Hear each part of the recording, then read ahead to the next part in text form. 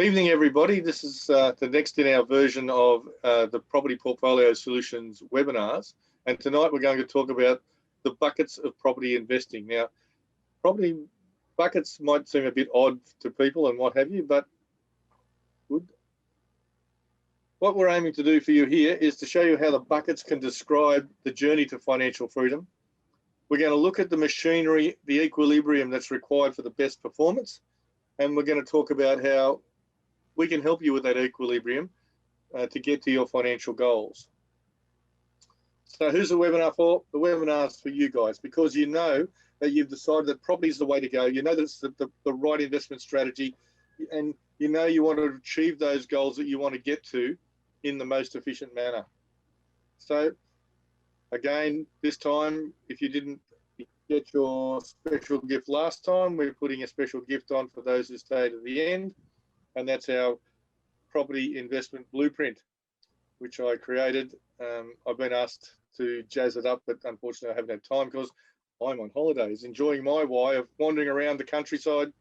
I'm presently in Airlie Beach, having a whale of a time. No, the whales don't come up this far, we don't see them. So what does a bucket have to do with property investment? It's interesting that when we talk about property investment or investment of any kind, the concept of buckets comes up a lot. So first we'll talk about the buckets of life. So if you think about working, we go to work, we earn money, we pour it into a bucket. The bucket has holes in it, and they're bills, you could say. So it stops the bucket from filling up as quickly as we might think, because unfortunately we have the whole catastrophe of, bills people want us to pay as we're going along. We've got to have food and rent and all that sort of stuff. But over time, as we start making more money than the bills going out, we end up with an extra amount of income or cash or surplus that we can then use for investment. So what can we do with that? If we invest it properly, we can take the money that comes from that bucket and pour it back into our bucket of life, so that we now have our work income and our rental income working for us, paying our bills and still circulating extra money as we're going along. In time, what we'd hope to think that our investment strategy would get us to the point where the work income doesn't matter anymore. And for some people, that's retirement. For some people, that's utopia. For some people, that's Shangri-La. It doesn't matter what it's called. If we can get to that point of not having to work, or working because we want to, not because we have to, then life becomes a whole lot easier. So with that in mind, Shaun takes that concept and builds it just a little bit further, and we talk about the buckets of investment. So Shaun, away you go. All right, in my view, when you start investing, we always start from positional awareness, where you're at currently. So you've got the equity bucket, which is pretty much whatever you have at the moment, whether it be property, cash, shares, whatever you've got. So if everything was to get sold tomorrow, there'd be a figure, and that would be an equity figure. And on the other side, what Jeff was talking about was the income figure. Now, what's important is making sure that they're balanced, because banks like to see a balance because of their servicing calculators. So you can go from one property to the next property to the next property, and it means that you don't have to stop. So it's the biggest trick is balancing. So as you can see on this one, if you've got a lot of equity, if your equity's strong, but your income's weak, that means the next best move for the next best property would be an income, like a positive cash flow producing property, so that what happens is you can fill that income bucket to balance it out. And conversely, if your income's really strong and you're short on equity, then it's another strategy. It's a different strategy. It could be an equity producing property, like a duplex. So a duplex, or we've even got houses at the moment that are positive. They'll actually build the thing and it's actually worth more than you pay for it, which is crazy. Never seen that before. Not that I haven't seen it before. It's been a long time since you build a brand new property, just a house, and it's worth more. But what that does is that actually fills up your equity bucket to balance things out. So because someone's strong on income, it still stifles your capacity to borrow simply because the equity bucket isn't full enough. So this is the perfect balance sort of scenario, and this is what we try to create. So when people come to us, we always have this in mind. So the conversation with brokers and with clients, obviously, to create this balance, because every time we put a new property into a portfolio, we always go back to this scenario to make sure that the income and the equity are balanced, to create the capacity to be able to go to the next, and then we balance it up to go to the next, and we balance it up. So you can always keep going. Because what happens is a lot of people, they go into the mindset of negative gearing and they fill a portfolio full of negative gearing, and sometimes that's only 1 or 2 properties. And because that becomes equity strong but income weak, it stifles your capacity to go to the next level, to go to more properties and more properties, to build a more impressive portfolio. So here's one I wanted to change gears a little bit. This is something I'm passionate about, which is mindset. And why do people hold back from investing a lot of times? Or even if you've ever heard yourself say it's too good to be true, or that feeling of why would I do this, or I can't do this, and all this sort of stuff. Back when doctors, scientists, and athletes used to say, there's no way anyone would run faster than under a 4-minute mile. That used to be so-called fact at one time. And the interesting part was, when someone didn't believe that and decided that that wasn't true, they went and beat it. So once they beat it, it was really funny. Within 2 weeks, 13, 14 people beat the 4-minute mile, where it was unachievable up until then. This is a result of, this is a very long-winded definition, but I've found this to be the most accurate definition I've seen. It's called cognitive dissonance. I'll read this out. A mental conflict occurs when beliefs are contradicted by new information. This conflict activates an area in the brain involved in personal identity and emotional response to a threat. The brain's alarm goes off when a person feels threatened, and on a deeply personal and emotional level, causes them to shut down and disagree any rational evidence that contradicts what they previously regularly sees as truth. So all that pretty much says, when you've got a belief in the back of your brain, whether it's from conditioning from growing up, or your life's taught you that you can't do something, can't achieve something, or even if it's just, I grew up in a poor household, and we used to believe anyone who drove through our area in a brand new Commodore was a drug dealer, and anyone who was in a European car was lost. So with that mindset, it's hard to break. It just took a bit of time to break that into the point of, okay, I'm free to go earn money and do what I want. But there was, for a long time, there was always that little nagging feeling that, wealth isn't for me. So breaking past all those barriers helps you achieve what you want. So the way we do, Jeff and I do the wire meeting to create that dream, just helps you look past all the previous mindset blockages to create the way to get from where you are, which is pretty much the buckets. That's a current positional awareness, and then get you to where you want to be. So if anyone feels at any time that they're looking at a really good opportunity, and in the back of their mind, they hear that little voice, or they talk to their friends and go, oh, this seems a little bit too good to be true. It's really good to look into things and educate yourself. And sometimes the education can have your brain look past this cognitive dissonance. But just be aware, sometimes your brain plays tricks on you to keep you where you are rather than moving forward to where you want to be. Cool. All right. So when it comes to cognitive dissonance and what have you, wouldn't it be nice that if there was someone there to help you? And that can easily be us. And that's what we're trying to say to people. Look, we're not fly-by-night marketers looking just to try and flog off a property to you and what have you.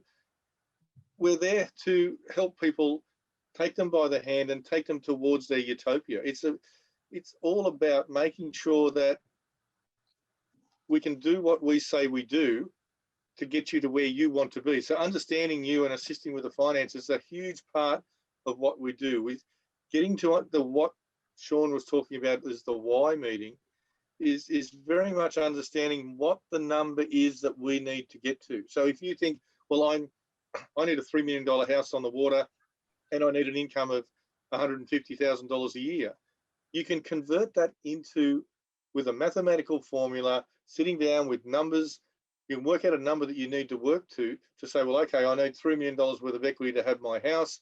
I need X amount of dollars at 5% to earn $150,000. That's another $3 million. So my target is $6 million. How I get there is actually the very easy part. As Shaun will say, you know, by getting the equilibrium right, getting the whole plan right, once you've got a number, it's really easy to go where you want to go. It's like saying, look, I'm going to go sailing. I sail out the heads. Well, okay, I'm out the heads. Where do I go now? Now, am I going to Auckland? Am I going to Brisbane? Am I going to Melbourne? Well, no, I'm not going to go to Melbourne because it's too bloody cold. I can't go to Auckland because of COVID. So I'm going to go north to Brisbane.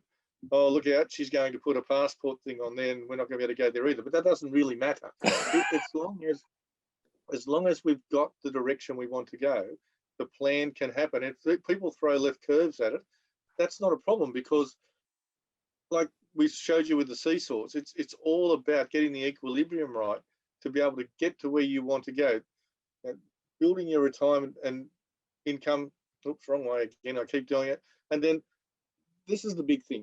It's about getting started. Once you get started, we can just do it again and again until your dreams are realized. So once I've got a number to work to, I did this with a client the other day and said, well, okay, we need, your income's low, we're going to need to get you some income first. So we were looking at a property that was going to have a dual income on it rather than a single income, to build up what the bank were going to be able to perceive as what he had as an income. Then go to a property with equity in it to build up his cash reserves, to then do it again and again and again to get to where he wanted to go. And where he wanted to go actually wasn't that far away from where he was at the moment. And that's the other thing. We are told that it takes time, and yes, it does take time, but we keep getting told that it's all about making sure that, oops, I'm going the wrong way again. It's all about being able to solve the cognitive dissonance in your minds to get you to say, well, okay, maybe I've actually got enough. If I've got my superannuation money sitting aside, I've got my equity in my house sitting aside, and you've talked to your financial planner and you've understood what your income level needs to be, it might very well be that if you've got a number of investment properties, flogging a couple of them off, paying the tax on it, will remove the mortgage on your home. I'm now mortgage free, so I don't have to worry about rent or mortgages. I can use my other properties then just to satisfy the income that I need, or I can have a pension out of my superannuation fund. It's a matter of, if we don't know the destination, it's going to be very difficult to get there. And as Jeff was sort of alluding to as well, the current positional awareness of people is sometimes they don't realise what they're sitting on. We've had plenty of clients who've shown up with their portfolios and they're sitting on old houses that just so happen to be on big blocks of land in areas where you can put 4, 5, 6 units on them. So they're sitting on their retirement. Got a client at the moment who didn't think they'd be capable of building out this little townhouse development. It's only 5 in Newcastle, but they didn't realise that they could do it, and 2, they had the financial capacity to do that thing. So it can kickstart your whole journey straight away. You don't have to buy anything new. We can just manage the process for what you've already got and then build on it and then go from there. Because that's going to be a massive springboard, because they've got $1 million property, a block of land, and it's going to cost about $1.8 million in construction. And these things are going to be worth well over 800-900 grand each. So it's a really cool idea to have a look at where you're at, because sometimes the gold's not that far down, right? Just scrape the surface and you can see what you really need to know.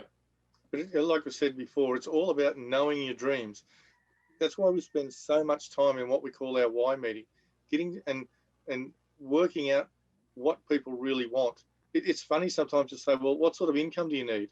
Oh, I can live off the smell of an oily rag. But what about the overseas holiday? What about, you know, things for the kids as they're coming through? You know, if you think about stuff now, it's really easy to create numbers for those sort of things in the future. The only problem at the moment is for you guys is time. You know, if we can build it for you, we can make the dream come true. That's not a problem. The only issue is time. The time between now and when you want things to happen. So you've really only got two options. You do nothing or you start investing. And all that means is you're either going to rely on a government pension or you're going to set yourself up and be in control of your own life or yourself. It's up to you. That's all the main part of what we wanted to talk about today. What we wanted to do more than anything else is to talk to you guys. What sort of questions that you might have in relation to what we do so that we can bring to you a better understanding of us. You guys all know us personally. You know that from our ideals, empathy, integrity, transparency, and connection are our four main ideals when it comes to business. We don't do anything outside the rules. There's no point trying to break the rules in order to get somewhere. All it'll do is come back to bite you in the bum. We're the sorts of people who don't mind getting the calls at ridiculous hours of the evening, although I tend to go to bed early. But if you've got a problem where the first thing we say to you is drop us a line, tell us about it, we'll sort it out. And you know, holding your hand all the way is not just words. Now, we're doing stuff at the moment for clients who have just basically said to us, look, there's the profit, there's what I need to do, just go and do it for me. And all they need to do is to get their finance sorted out each time. And then because we're using our guys with the finance applications, no, we're not breaking the rules there either. We just got very good finance guys who don't talk at a retail level, they talk at a wholesale level at the bank, so that things that might seem to be difficult for an ordinary broker become an easy outcome to someone who knows what they're talking about. Shaun, you want to add to that? No, that's all good, mate. I'm ready to answer some questions.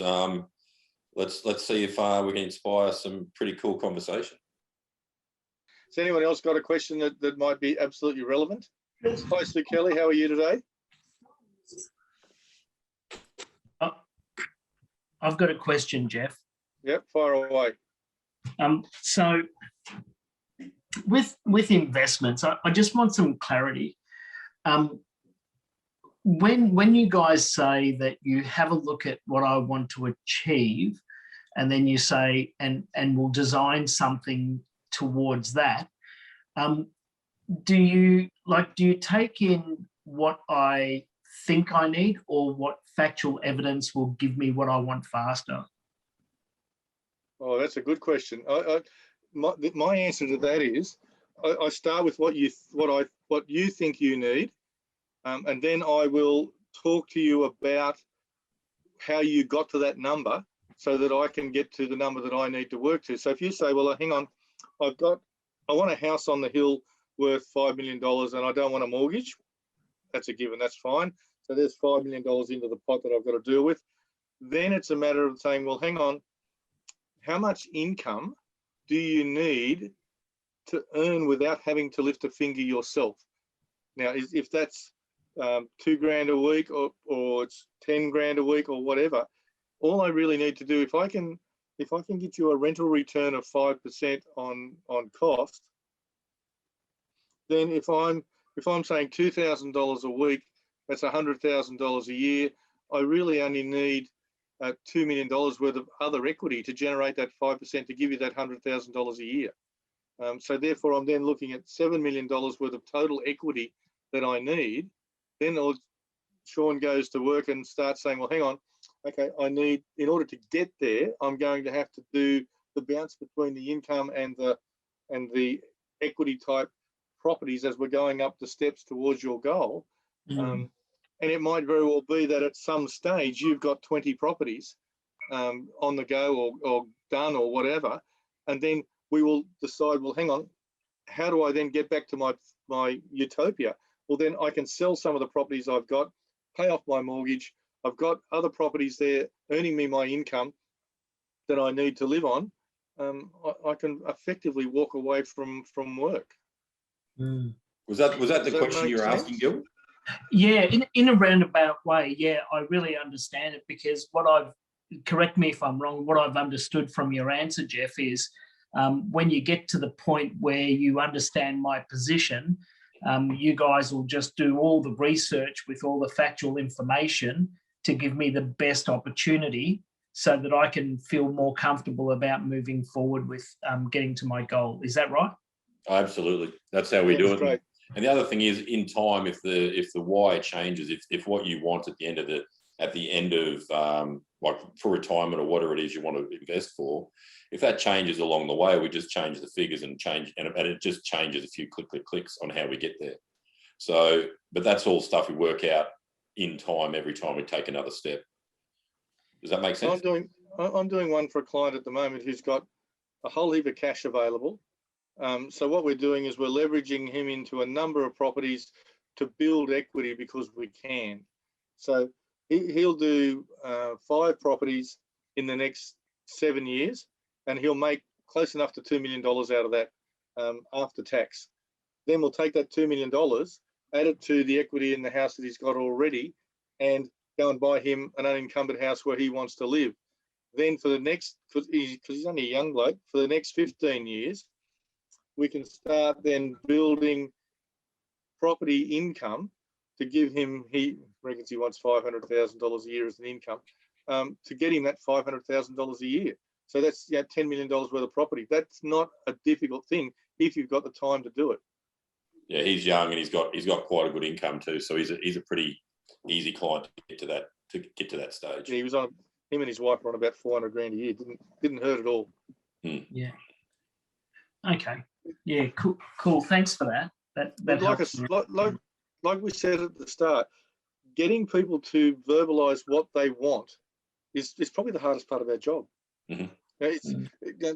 You, for instance, you've speaking out of school a little bit, you've bugged out of Victoria and moved up to Queensland. Yeah. Obviously, you've probably still got a mortgage on your place up here. Getting that paid off and getting an income to just support the lifestyle that you and your wife and your kids you want.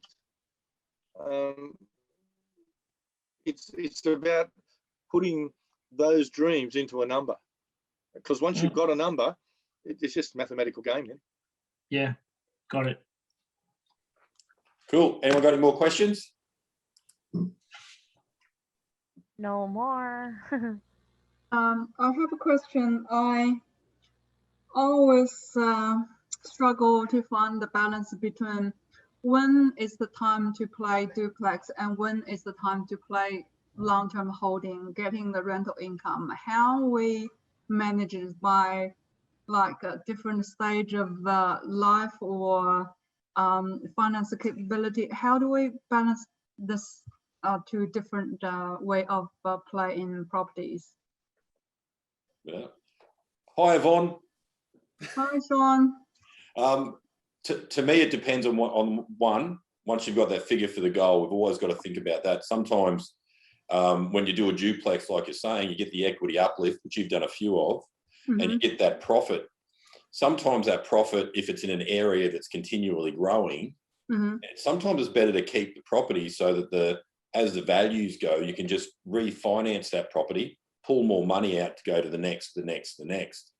Other times, if it's in an area that's not going to grow, you're better off just liquidating the asset, sell the asset, so you take all the money out and take it into other areas. It depends on the area and it depends where you want to go. But if you get to a point where you've got all the equity you need and all you're doing is working on growing income, that's when you start throwing different properties in. Does that answer your question? Yeah. Thank you, Shaun. Too easy, one. Very good. It's interesting that some people like to go beyond where the utopia is, and you can do that quite easily if you've got the time. Once you've got yourself to the point where the income bucket doesn't need to come from personal exertion anymore.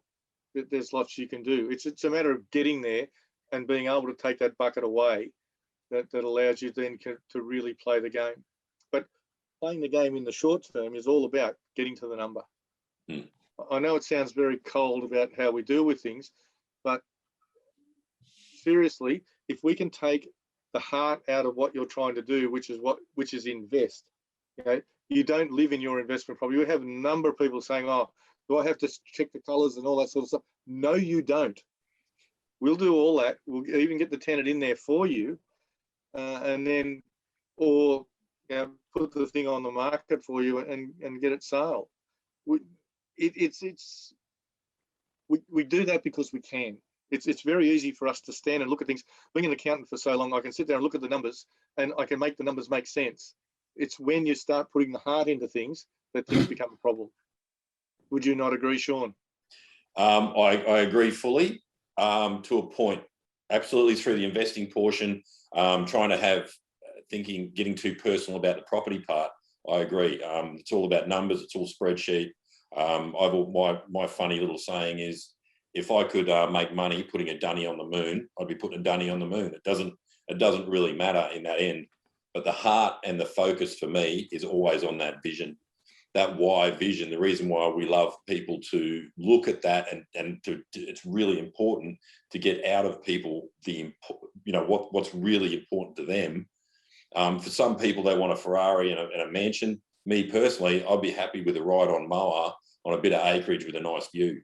So with chooks and some animals, that's my why. That's my in place. That's where I want to sit on a ride-on mower. But he wants a V8 in the mower.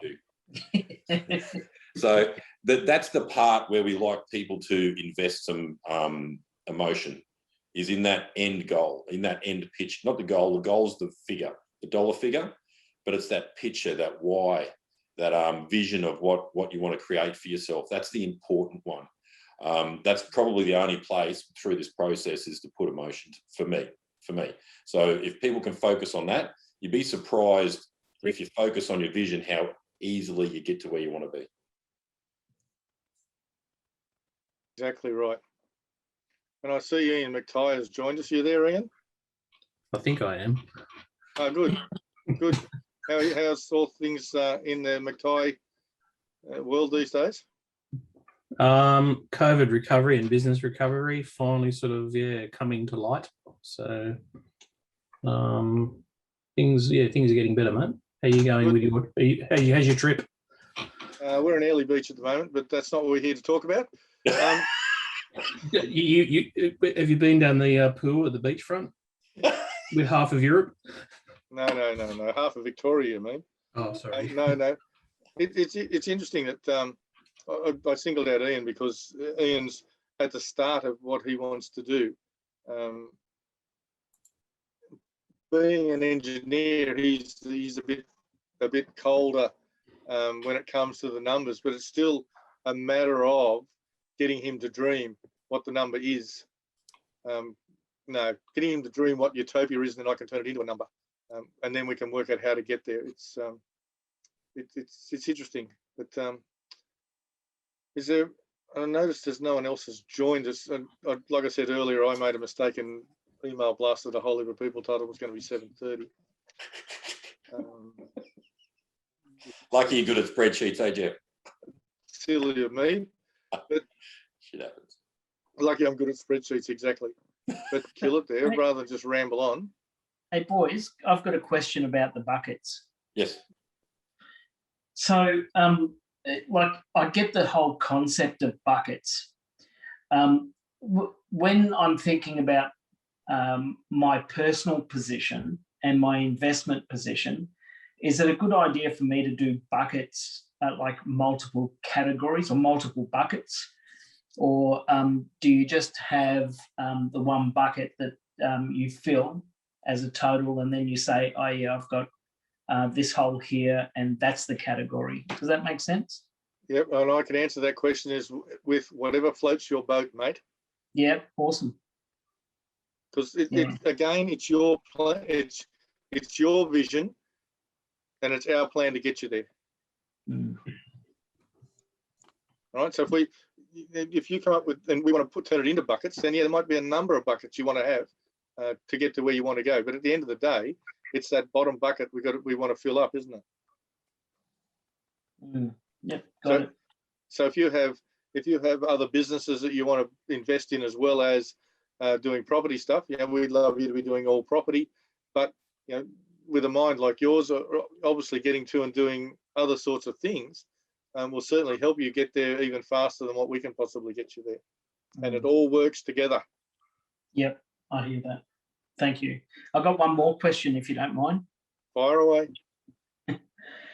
So when I think of property investment, like I grew up with commercial properties. I personally found that they were quite good for me, just my character and how I handled them.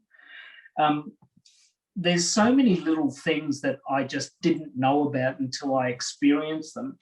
And when I hear you guys talk, it's like you would actually sit down and go, here are all the risks, and this is how you prepare for all those risks. But you don't say that, hey, I'm going to show you all of them so you never have any problems.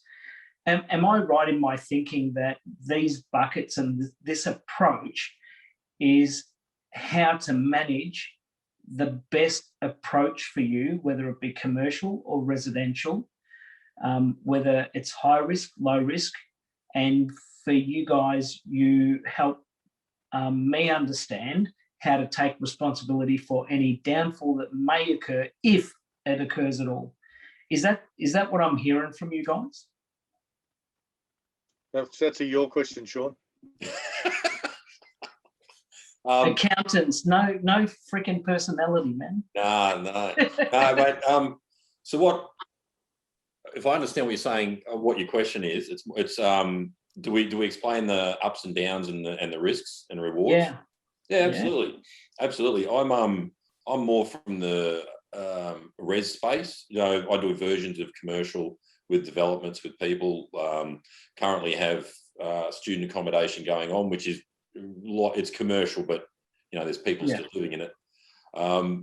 But we always discuss what the risks are, and people need to be aware of those risks. Now, we can de-risk things as much as possible by getting as much information up front and understanding the market the best as possible, best we can. But at the end of the day, if the world all falls apart, then the world all falls apart. But touch wood, always seem to be putting people in the right place so far. So I'm pretty happy with that sort of record. But if anyone needs things, has any question about risk versus rewards, I suppose the reason why I like what we do with res property is I've been doing it for so long. I don't really do anything that's all that risky. But again, in investing, there's always a chance that something can happen. Yeah, the other side of the coin too, Gil, is that if you're looking at commercial property tends to be a bit more volatile than residential property because people always will need some place to live. I've seen guys buy commercial property, and when it came time for them to sell it in order to be able to retire, it hadn't gone up. It had gone up, but it had come back down at that particular time because there'd been a lull in the economic growth of the area. Residential property tends not to be as volatile, which is why we tend to aim there. But like Shaun says, there's nothing for us to be looking at student accommodation or something like that if it fits the risk profile of the person we're talking to. Mm-hmm. Yeah, that's cool. Yeah, I get it. So see, I knew you'd get the question. I knew you'd get the question. Can't shut me up, I know. I get into trouble all the time. All right. So you've exhausted all your questions now, Gil? Oh no, I wrote two more down, but I think I get the idea. It's I might as well. The last question I had was, the last question I wrote down was, when I'm thinking about, I like this bucket concept. I think it's a really good concept. When I'm thinking about bucket and I'm thinking about what I want to achieve, how do I go about giving myself a reality check without you, so that when I do come to talk to you about it, I'm ready? Does that make sense? Because I would rather, I don't need to know everything. Can I say? Yeah. Yeah, can I say don't? Because I think we get back to cognitive dissonance, if I can pronounce that properly, and I haven't had a drink yet.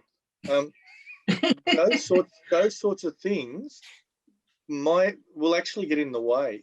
What you're trying to do, it sounds to me, Gil, is to put walls up to stop you getting over them. One of the things from a mindset point of view is, in order to be able to clear the mind, we can give you as much information as we can possibly get on a particular investment and go from there. That's all fine.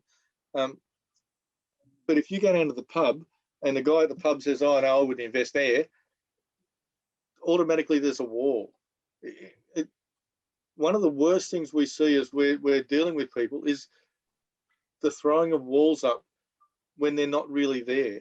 Yes, and if you were here at the webinar before last, where we talked about baby steps rather than eating an elephant. Yeah. A lot of people see elephants in front of them when they're not really there.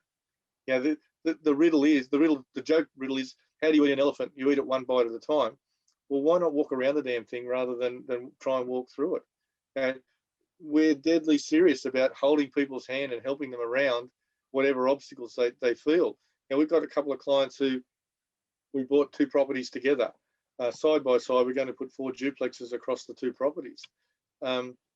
They didn't realise that in New South Wales, that meant an increment in stamp duty over and above the 2 properties being together. That wasn't a problem.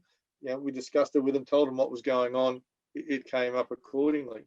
The stamp duty, again, because the 2 properties were together, even though they were owned by different people, because they were within, I think it's 500 metres of each other, that the stamp duty was different to a normal property. Again, as soon as they raised the issue, we said, well, hang on, went through it, talked them through the whole thing. They're wrapped in the properties, by the way. They're about to start turning dirt on them, and they should be finished by Christmas, shouldn't they, Shaun?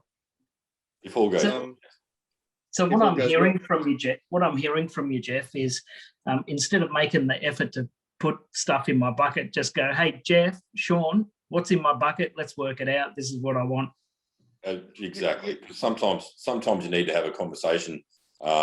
We also like to have people talk to one of our brokers to actually find out which bucket needs to be filled first. So it's a conversation around that whole thing, knowing exactly where you're at. Because some people don't realise that they might have, the credit card, for instance, for every for every $1,000 of credit card. Sorry. For every $1,000 of credit card, that's $9,000 of borrowing capacity you've lost. So if people got a $20,000 credit card, that's $180,000 in borrowing capacity gone, just because of, and a lot of people pay them down to nothing, and they have them sitting there for the just in case, but they don't realise things like that. So all those sort of bits and pieces are all cleaning up the start. And like I said, some people are sitting on properties that could very easily be converted into something much more than what they are to get their portfolio started, or even just continue on with it. So I appreciate the question, Gil, because a lot of people would just try and fix the problem themselves, but they don't understand what the solutions are, a lot of people.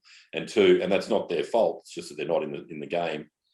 And it's just a matter of seeing what's there with a different set of eyes sometimes. It's like being in a room in the dark. You don't know what's in the room until you turn the light on. Once you've turned the light on, that's hopefully what we can do in a conversation around our why meeting. Once you turn the light on, it's amazing what you can find in that room. Mm. Awesome. Come on, I know you got another question, Gil. No, I'm good, mate. That you actually answered the 2 questions there. I wrote down 7 questions in total, so I'm really satisfied. Thanks, mate. Anyone else got a question now that Gil's expended himself? Well, I might finish it up there. Thank you everyone for coming tonight. We're going to be having another one in a couple of weeks. It's probably the 2nd week of July. and I'm negotiating with Mr. Francois himself to talk about some things. He might be joining us on this side of the thing rather than on the other. So we'll look forward to seeing you there. Thank you, everybody, and I'll catch you in the future. Hey guys, if we can put that thing together with Gil, I've known Gil for a very, very long time, and it'll be an absolute treat, and you should be inviting all your friends, trust me. Be very much worthwhile. But thanks for coming, guys.